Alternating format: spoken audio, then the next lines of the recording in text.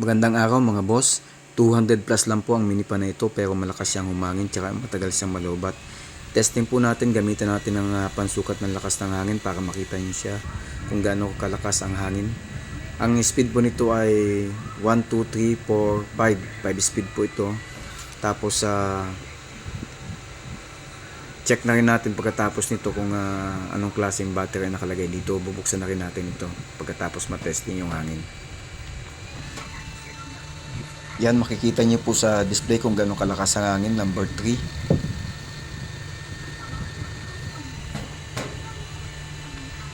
Number 4. Yan, number 5 po. Ito pong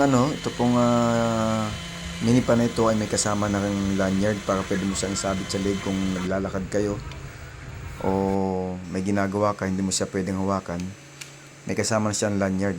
At ito pwede mo ring ilagay sa table. Ayan, buksan na po natin. So may dalawang screw po yan. Tatanggalin lang natin yung dalawang screw na yan.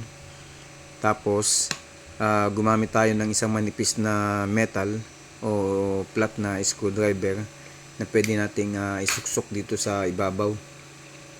Yan. Dahan-dahanin nyo lang po, wag nyo lang po bibiglayin at baka maputol yung mga lock sa ilalim.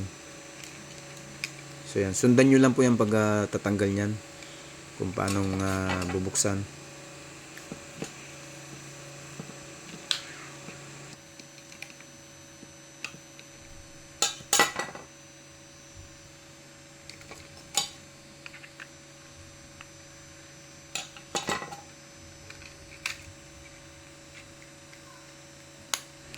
So yun, nabuksan na po natin. At bali dalawa pala ang battery na nakalagay dito. Tingnan po natin yung capacity kung ilang milliampere. Yan, 1,800 milliampere hour po ang bawat isa. So bali 3,600 milliampere hour ito. Kaya pala matagal malobat itong ating minipan. Bagamat tig 200 plus lang po ito, legit po talaga na matagal siyang malobat. Umaabot po ng 10 hours ito bago malobat. So buksan pa po natin yung ulo nito para kung sakasakali gusto nyo linisin itong pan. Kung meron na kayong ganito at gusto nyo linisin, alam nyo kung paano pagbukas.